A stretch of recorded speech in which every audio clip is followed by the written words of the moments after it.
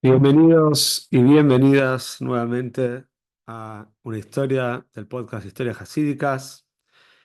La historia que vamos a contar hoy es Lulu Nishmas, el soldado de Tzvi Hashem, Sholem Doiber, Mizrahi, Akoyen y también Lulu Nishmas, Lea Basmeir. También, si quieren dedicar una historia en este podcast, pueden entrar en contacto conmigo en el mail que figura en la descripción de este capítulo. Y también les voy a dejar en la descripción, si quieren, el link de la comunidad de WhatsApp para que se enteren cuando subimos historias y otras informaciones. La historia de hoy y tiene un poco el objetivo que estoy llevando a cabo con este podcast, que es iluminar y llevar la sabiduría de la Torá hacia afuera, hacia el exterior, que la gente lo conozca y también que la gente se entere que toda la sabiduría que uno puede encontrar en diferentes fuentes, tanto en fuentes occidentales o fuentes de la cultura oriental, meditación, inclusive muchas de las enseñanzas que se encuentran en libros de psicología, ya están también y se pueden encontrar en la Torá y en los maices, en las historias tradicionales hasídicas. Y algo que está hoy en día muy de moda, se escucha mucho, el mindfulness, la atención plena, el hecho de apropiarse el momento, de vivir el momento como si fuera el único, de olvidarse de un antes y un después. Este concepto lo encontré en una historia muy interesante que cuenta el Rebbe acerca también sobre esto tan, la verdad, primordial en un mundo tan rápido en el cual vivimos hoy en día, que es vivir el momento.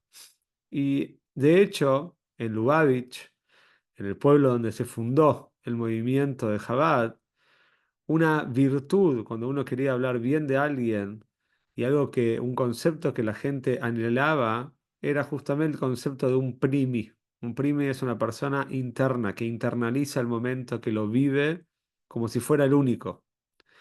Y un insulto, quizás una manera de hablar mal de alguien, era cuando alguien le decía al otro que era un hitzoini, una persona superficial. Una persona superficial, de hecho, es una persona que no puede vivir el momento como de manera exclusiva, sino que está, pero está de manera superficial, está, pero no está.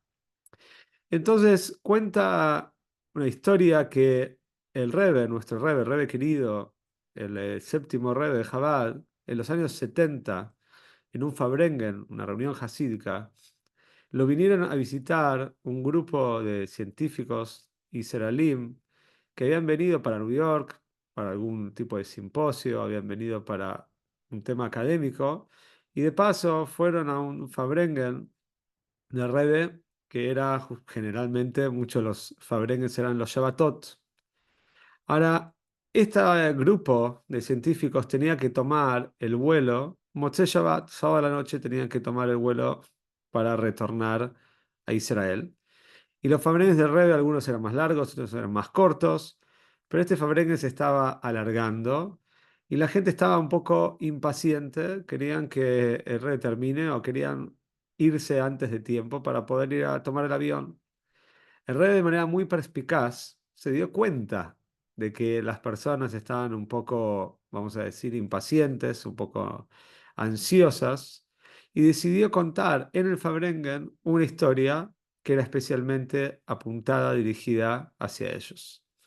Y la historia que contó es la siguiente.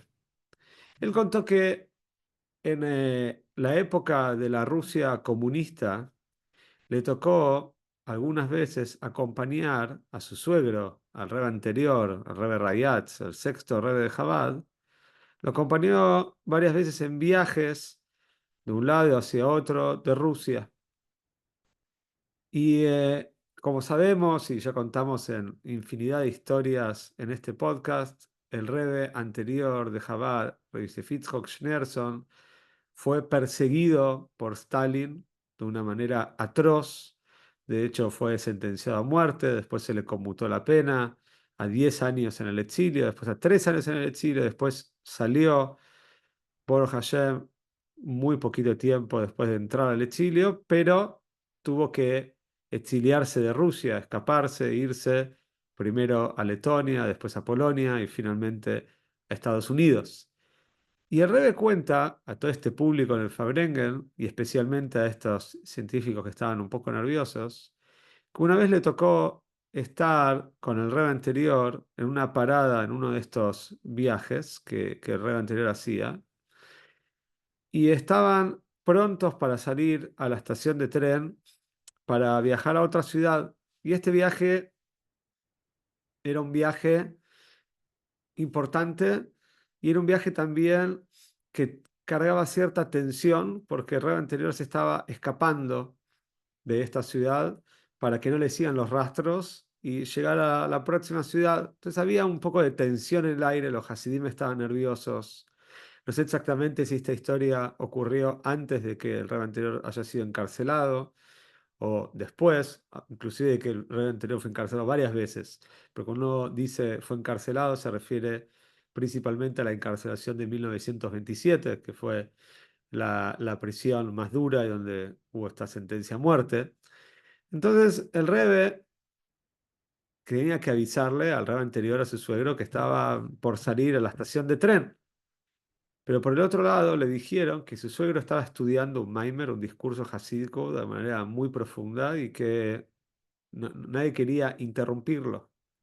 Entonces el Rebbe, como era el yerno, tocó la puerta, entró a la oficina el cuarto de hotel donde estaba el Rebbe anterior estudiando y efectivamente comprobó que su suegro estaba estudiando con una profundidad bastante inusitada para un momento así. Por supuesto no lo interrumpió y después de unos minutos el Rebbe anterior solo se preparó para seguir el viaje. Ahora, cuando ya estaban en el tren, ahí sí, el Rebbe decidió preguntarle a su suegro, vamos a decir, cómo puede ser esto de estudiar de manera tan profunda en momentos de tanto apremio, ¿no? Uno se está escapando de la KGB, se está escapando digamos, de la policía, que te vengan a atrapar, que te vengan a encarcelar, y vos estás sumido en una profundidad, ¿sí?, académica muy grande. No es algo común. Entonces Ray le preguntó a su suegro, ¿cómo hiciste? ¿Cómo haces para estudiar así? Y el Ray anterior le dijo así, mira, dijo, yo aprendí un concepto de mi papá, de Rebbe Rashab, Shalom Doiber, el quinto Rebbe de Chabad, que él aprendió este concepto de su papá, de Rebbe Marash, el cuarto Rebbe de Chabad, de Rebbe Shmuel, que a su vez cada Rebbe lo fue aprendiendo hasta el primer Rebbe, Rebbe Shlomo Zalman de Liadi, el fundador del movimiento de Chabad, y que escribió el famoso libro El Tania, que es el libro de cabecera, vamos a decir, de los Hasidim de Chabad. Entonces, dijo, este concepto que me enseñó mi papá, dijo el Rebbe anterior, es un concepto que se llama Atzlajá Basman, éxito en el tiempo. ¿Y en qué consiste este concepto de éxito en el tiempo?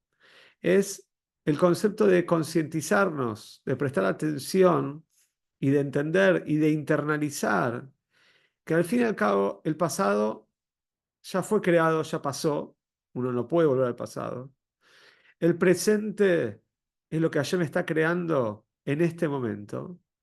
Y el futuro, al fin y al cabo, todavía no fue creado. Si bien nosotros como seres humanos podemos proyectar y podemos pensar qué ocurrirá en el futuro, y más todavía si es un futuro inmediato y que lo conocemos o que ya fue reiterado varias veces, que ya vivimos algo parecido, pero en la práctica el futuro todavía no fue creado. Hashem está creando el mundo constantemente. Entonces, si nos ponemos a pensar, lo único que tenemos es el presente. El pasado ya pasó. El futuro, si bien pensamos que va a venir y a veces estamos seguros que es lo que va a pasar, pero no fue creado. Sin embargo, el presente es de lo que nos podemos apropiar ahora. Y esto es lo que le dijo entonces el rey anterior a su yerno. Dijo, por eso estaba estudiando. Porque si bien yo sé que teníamos que salir y tenemos que ir al tren y tenemos que escaparnos, pero todo eso iba a suceder, pero todavía no había sucedido. En el presente en el cual yo estaba, tenía tiempo para estudiar. Por supuesto, esto es una capacidad extraordinaria de concentración, de apropiarse del momento de una manera quizás uno diría ya sobrehumana. Y uno podría preguntarse entonces, ¿qué nos queda de nosotros? ¿Sí? Que un rebe quizás pueda hacer esto, entonces es entendible, pero ¿qué queda de nosotros? Lo que queda de nosotros creo que es intentarlo. Podemos adueñarnos del momento, aunque no sea en un nivel tan elevado, pero se puede hacer. Podemos, por supuesto, tener nuestras propias ayudas, nuestros propios trucos. Podemos dejar el celular de lado un tiempo. Podemos sacarnos el reloj cuando vamos a estudiar, cuando vamos a meditar, cuando vamos a pensar un concepto. Podemos alejarnos de todos los estímulos exteriores que nos están trayendo muchas veces ansiedad y nos están recordando el futuro o el pasado y tratar de concentrarnos en el presente. Y lo interesante es que el Rebbe contó toda esta historia a los dos científicos que estaban pensando justamente en su vuelo que tenían que hacer en Motzei Shabbat, en unas horas después. Y el Rebbe, después en Fabrengen mismo, delante de todos, creo, si no me equivoco, delante de todos, el Rebbe dio a entender como a estos científicos que vivan el momento, que ahora están en Shabbat ahí, que hay que vivir el momento, que eso después el viaje va a ir más adelante. Y esto creo que es un mensaje muy, muy importante, un mensaje especialmente importante en estos tiempos en los cuales se vive muy, muy rápido, donde constantemente los estímulos que recibe una persona son muchísimos y hay que realmente ser experto y aprender a manejarlos. Y esto de vivir el momento, de apropiarnos, de pensar que al fin y al cabo lo que tenemos es el presente, es un concepto fenomenal y que nos va a ayudar muchísimo para tener una vida provechosa, feliz, sin ansiedad y placentera.